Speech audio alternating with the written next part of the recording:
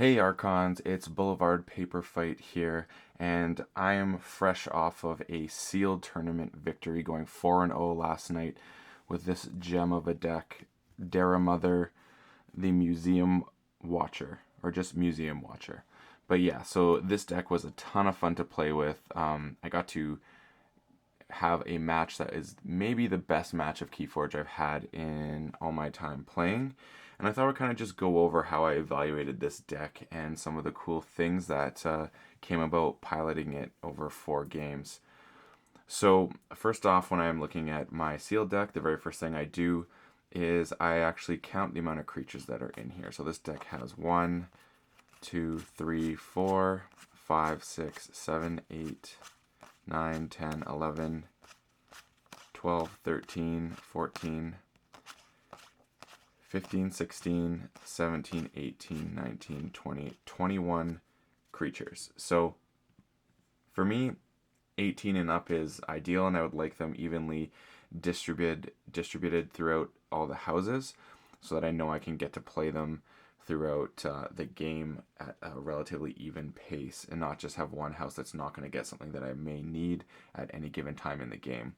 The next thing I'm looking at is how much bonus Ember do I have, and that'll help formulate my plan of how I can rely on the deck to get those keys forward. So I got 1, 2, 3, 4, 5, 6, 7, 8, 9, 10, 11, 12, 13.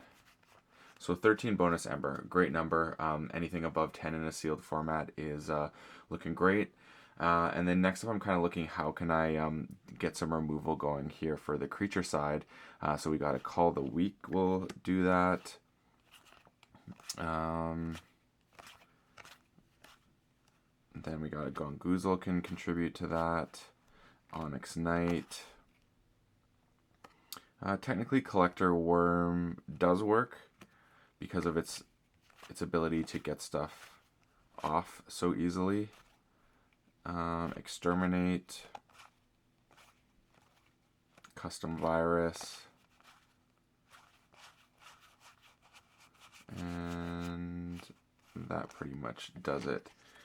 So these are the cards that I can rely on. So we got 1, 2, 3, 4, 5, 6. So 6, that's pretty good.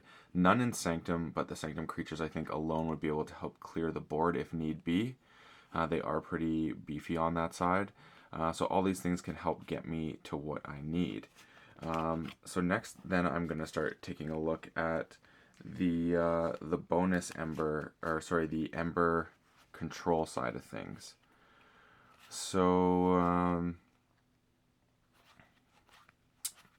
here we have Anguish counts because it's going to stop putting people off keys. Bronze Key Imp counts.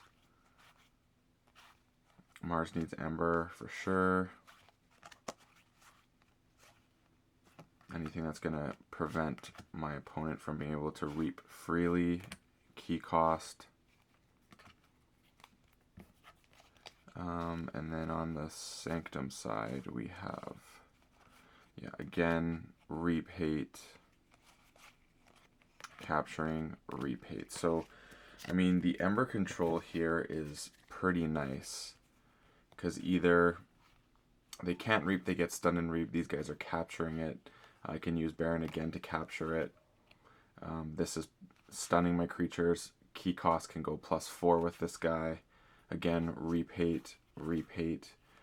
And then we have the Mars needs Ember, which I'm going to touch onto on its own afterwards. And then Bronze Key Imp and Anguish. So the Bronze Key Imp I actually got off on 2 of the 4 games where I forged my first key, dropped this next turn, and actually froze out my opponent for a turn or 2 while they had to deal with this. And I would put usually a Gub next to it, add that taunt to make it a little bit more tricky to get into it, or protect the weak on a creature and have this next to it. Those are a couple ways. And then Anguish, then again, some things I was able to do with that were some shenanigans.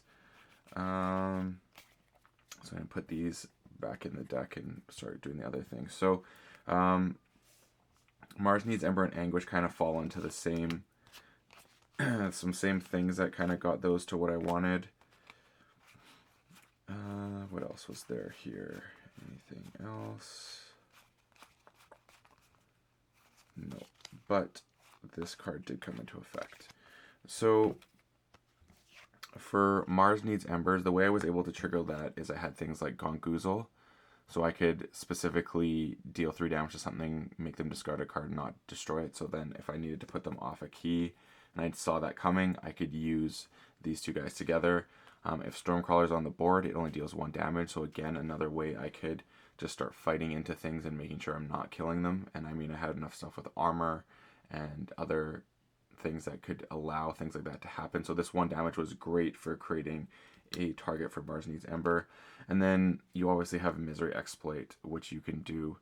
So you can almost use your Mars Needs Ember into a Misery Exploit the following turn and just keep getting that going. Or if you're doing something like the Gongoozle play, you have a creature now that's a target.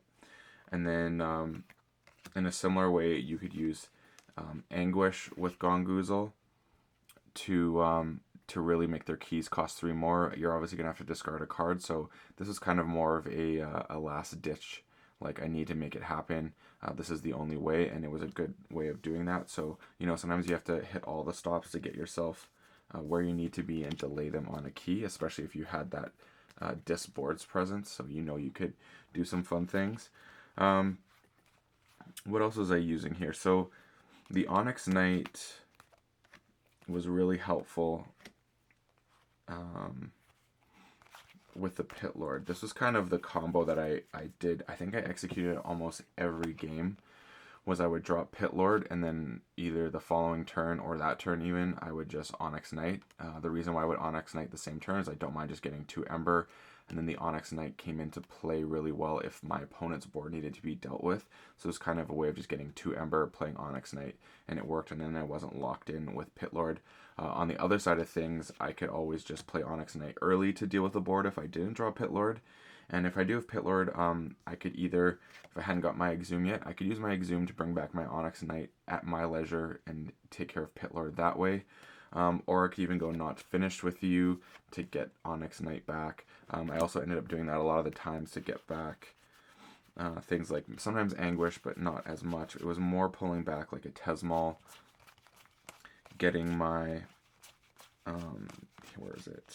Grey Riders back potentially, and Duma, Barrister, and Baron. These were kind of the 3 Sanctum cards that I was really looking for, especially Duma. Just provided so much value with the card draw. This is my first deck ever getting to play Duma with, and it was great. And then having Barrister out, just a nice big body that is hard to deal with, and your opponent cannot reap. So it really shuts down some things and makes them have to deal with this card. Also like this turn as a turn 1 play, just to put a threat on the board that they had to deal with. Yeah, so those are kind of the ones that I was always looking for to get back with the Exhume trigger and Not Finished With You. And one cool thing I had happen was I played a really risky move to try and close out a game where I played my Pit Lord. I did not have my Onyx Knight. It was in my graveyard, in my discard, sorry.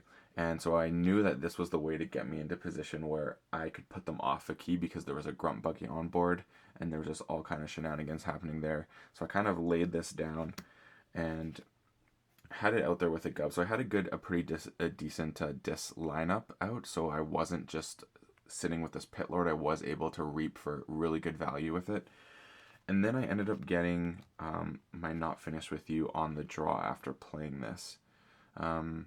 No, sorry, I actually played this, and then I had the Not Finished With You, and so I made sure I played out cards, and I actually just shuffled Onyx Knight back in because I knew it was my only answer for Pit Lord.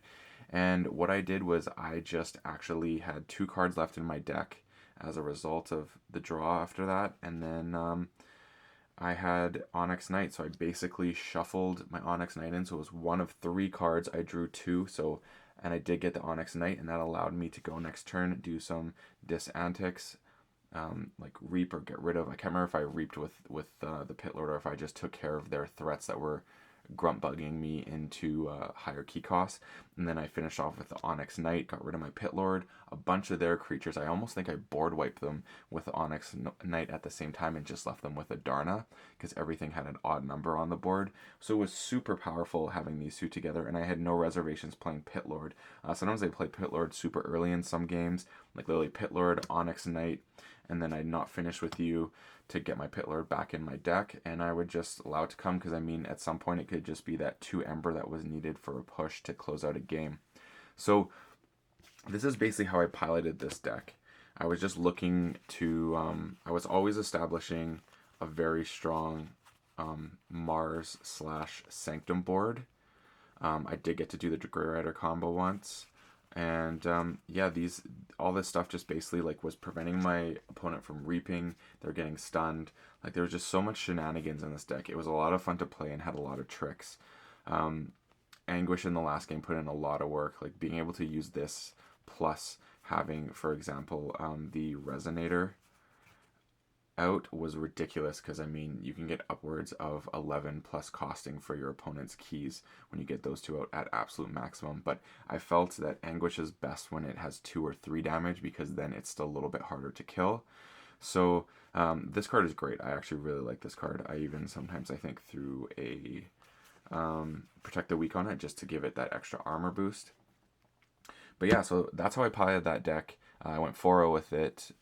It was so much fun, and getting to use Pit Lord in that way was just fantastic. I always know that there is a caveat with that card, and that did not happen today. So thanks for tuning in. Please like and subscribe.